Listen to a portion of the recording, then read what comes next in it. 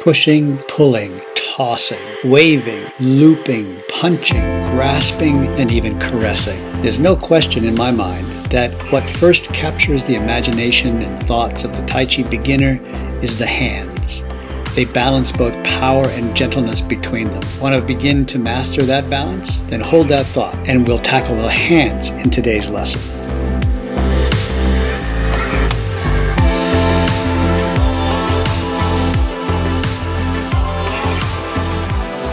Hey everybody, it's David-Dorian Ross back in the Cherry Blossom Studios, and welcome to another edition of Tai Chi Basics for Beginners.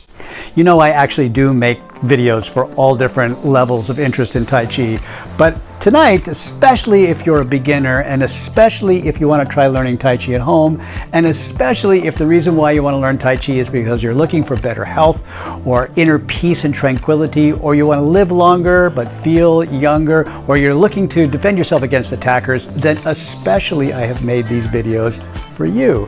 And all you need to do to get started in a whole process of sharing this information is hit that subscribe button, because I think that would be the beginning of a beautiful friendship.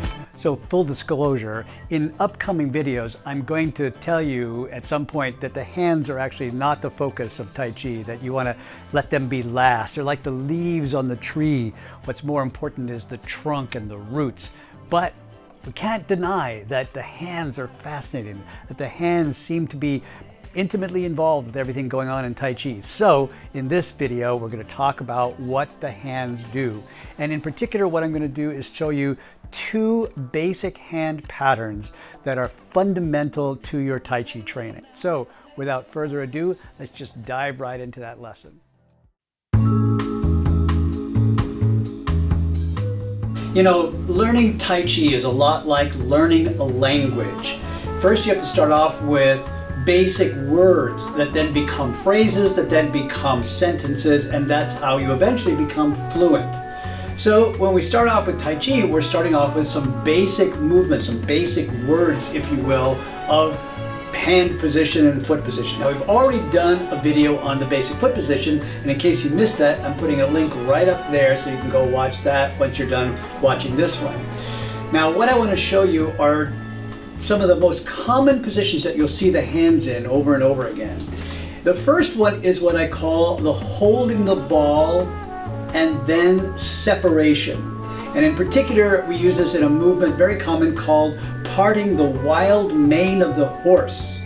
So this rounded hold the ball is created when the top arm reaches across the chest right about just below the collarbone here, and the bottom hand reaches across the hips, just at hip bone level. So this describes, you know, just sort of frames your own torso. Everybody's ball will be, you know, different size according to the size of your own body, right? The top wrist is a little bit relaxed, right? So it's soft and it's not totally, you know, bent over like this, but it's not stiff and straight either. And the bottom wrist is cupped upward somewhat, so you make this rounded hold the ball shape. Now, moreover, this hold the ball shape is three-dimensional, so it's not just flat, like held tightly against your chest. It's actually got some space out there. Now, from this hold the ball position, we're going to take the hands and move them apart from each other. So the bottom hand sort of describes a crescent moon shape, or an arc that comes out and around and open, right? Sometimes I call this like a tossing position, a tossing motion, like we talked about the metaphor of holding the moon, and I take the moon and I toss it away, right? Meanwhile, the top hand is descending. So while the bottom hand is reaching out and arcing away, the top hand descends straight down. And so this is what we call a sort of diagonal circle, or diagonal half circle, coming from the bottom out around and open.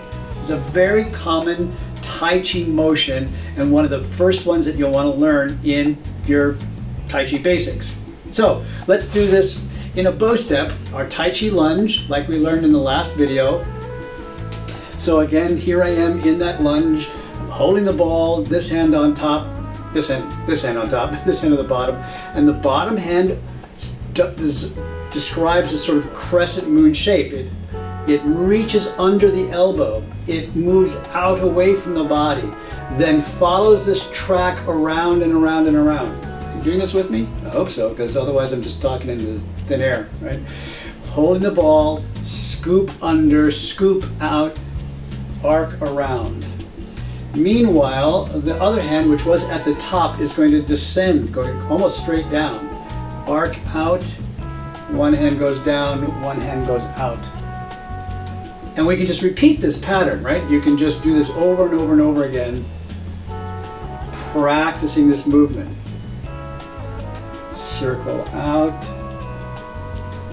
reach around, circle out again. And you can do this on both sides, right? That's the point I was trying to demonstrate here. So this hand is now on top, this hand is on the bottom. Here's my hold the ball, nice big shape, right? I scoop under the elbow, reaching out and around, roll it on back.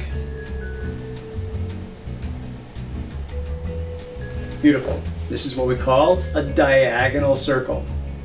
Now, there's another circle, another holding the ball pattern that is maybe even more fundamental to Tai Chi training, and that is what we would call the ward-off arm. Now, this is going to be a term I'm going to use a lot in upcoming videos, so it's something that to kind of get used to right now. And that is a rounded shape here, almost like you were holding a shield in front of your body. Right? You take that bottom hand from the big round circle and just lift it directly out in front of you with a little bit of tension, a little bit of like bounciness in that arm, right? So that it's not held stiffly, but it's not held loosely either. There's some engagement into space out there, and this is what we would call a ward-off arm. Now, if you can imagine having that shape and that aliveness in all kinds of different positions, whether it's down below, straight out ahead of you, lifted above, right? This is a very important and therefore very common kind of position in Tai Chi. And we would make this with either hand, either arm. Ward-off arm there, ward-off arm there, ward-off arm down below, while one hand is overhead, one hand is out in front, all kinds of different variations like this.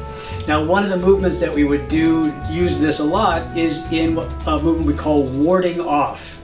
So in warding off, I'm going to have a ward-off arm, and I'm going to have a second hand that almost is a ward-off arm as well, but palm turned out. So now I've got two ward-off arms moving out into space to create this position. And it starts with a holding the ball, right? I've got one hand on top, one hand on the bottom. I'm going to take the bottom hand and move it into a ward-off arm. This top hand has now moved underneath.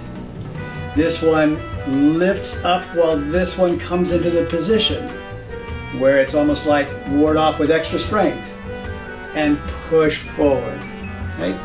Rolling it on back, right? Lift up, push forward. And we can do this with either hand, right? So here's my ward-off hand. I lift up, push into position. Okay? These are two of the most fundamental and basic positions that you use for your hands in Tai Chi. So these are where we're going to start. Now, in an upcoming video, I'm going to teach you another hand position. I'll talk more about that in just a second. All right, well, there you have it. That's our lesson for this evening. I hope that made sense to you, and I hope that you could follow along with the hand positions and put them together eventually with the foot positions that we've already talked about. And like I said, it's like learning a language. It's first you have to learn a few different words, and then those words are going to become phrases, and those phrases become sentences and paragraphs, and pretty soon you're speaking like you were born to it. Now, if you're a beginner and this is your first time on this channel, then first things first, I want to say thank you for visiting, and I hope you had a good time, and I'm hoping that by now you're taking a look at this and going, yes, I could do this. I could learn Tai Chi at home on my own, especially if I have this guy, David-Dorian, helping me along. So that, once again, the only thing you have to do is hit that subscribe button if you haven't already done so, because I got a lot more lessons where this one came from. So the next video in this series is actually going to talk about another hand position. Actually, we're going to combine the hands and feet, into a movement which could be the most important movement in the whole Tai Chi style. Anyway, we're going to talk more about that when that video comes around. For now, if you have any questions, if you've got any comments, if you've got any requests, I would love it if you would just write them down in the comment section below there. I know that people are always coming back to me and saying, I would love it if you would do more of this. I would love it if you do more of that. I've gotten several requests recently to have a follow-up on one of the videos, a missing video in the 100 Days of Tai Chi series. And I just want to tell all the people who have been waiting for the final section, it's coming, I promise you. We're working on creating that, and we might be able to film that this weekend and get it out to you next week, so hold tight on that. Which brings me to the last thing I always want to say, and that is a huge, huge thank you to all the people who watch, all the people who watch one time or 100 times. Thank you so much for this great opportunity you've given me to share my Tai Chi with you. Thanks. Have a great evening, and I'll see you in the next lesson.